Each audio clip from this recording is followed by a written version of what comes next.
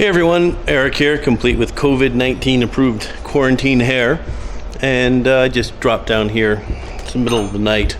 I was working on this earlier to show you what we got done. Currently, I had to work the last couple days, so I didn't get a lot done, but here we go.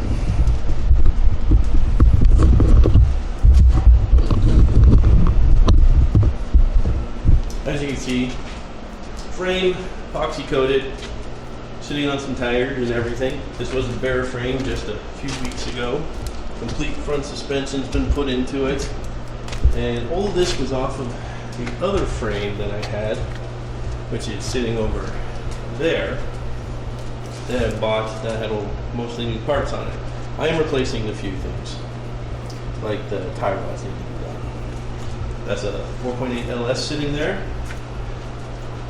with power steering hoses are sitting on top. I had them left over from something else.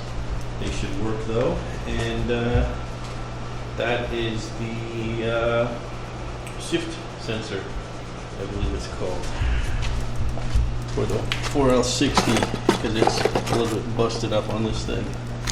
And of course there's no, actually no, that's not even that. That's the end links for the sway bar, which is currently on the ground right here and needs to be cleaned up and installed.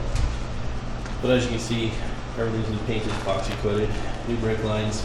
The lines are semi-run right now. I only have the front ones run, the back ones still have to be run. There's new motor mounts in there. There's ICT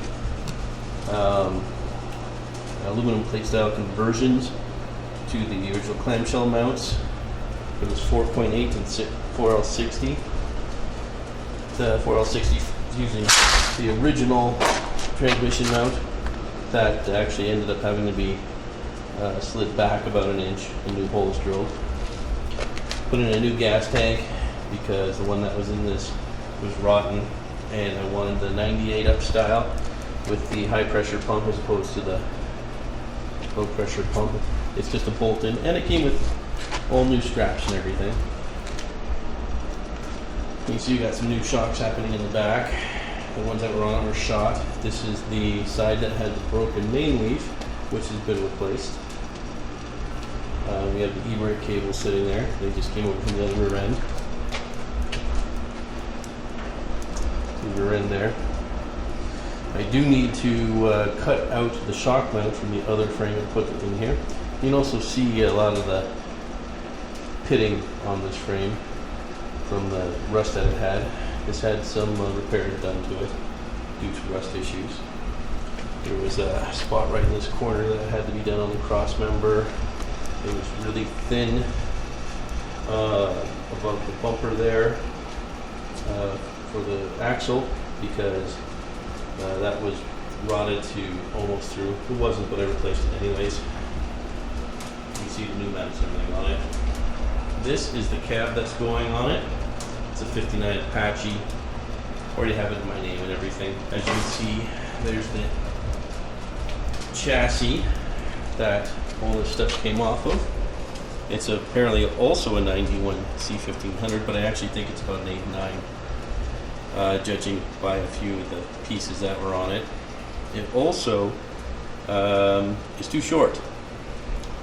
It's a 112-inch wheelbase, where these were 117 or 115 actually, excuse me, stock. This is a 117-inch wheelbase from a short bed that's been uncut because this truck couldn't be significantly lower, and that will allow me to center the wheel wells, or the wheels and the wheel wells in the back and the front. They're a little bit forward in the back and a little bit backward in the front. I've already replaced the step for this. It came with the truck when I bought it. Already had these cab corners installed on both sides. They're not installed particularly well. That's going to have to be all ground down and maybe removed and redone. I have to see how straight they are. You see there's a little hole in the firewall. That's going to have to be redone, obviously. See all the rust that's in the roof on this thing. It's all in the inner panel. And I don't know if you can see it, but someone cut in the 91 instrument panel. That's something I also will be replacing, because that is a nice rust-free roof that I picked up from a cool guy that I met on the Jalopy, the Garage Journal actually, out of Maine. And a friend of mine gave me this nice uncut dash. It's, well, not really that nice. It's pretty rotten on the bottom, but all the pieces that I need for it are perfect. The doors for this are right there and right there, right there. I have several to choose from. But as you can see, it's already been a lot of this welded back together, and still a lot of it has to go. But anyways, we got parts laying everywhere for this thing right now. There's a seat that's going in it. Some fuel lines that I was given that really do not fit this, but I'm not even sure what they fit. They do appear to be GM though, so I might really cut and bend and paste and make them work. You know, hoods and all sorts of stuff around here. But anyways, that's where we're at right now with this thing. And if I can figure out how to get this off, it's actually unbolted and ready to lift, and put it on here, that's where I'm at.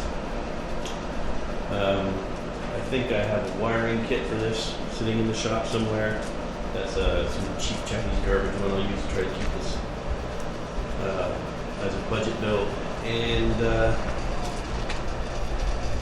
I'm going to have to empty the back out of this. And there is a complete wiring harness from the 91 C1500 there. There's the other step that came with this when I bought it. So if I'm lucky, I will be able to do this on my $4,000 budget. Luckily the truck's already in my name and everything. I just have to get it safety and plated when it's finally ready to go. But yeah, this is my COVID project.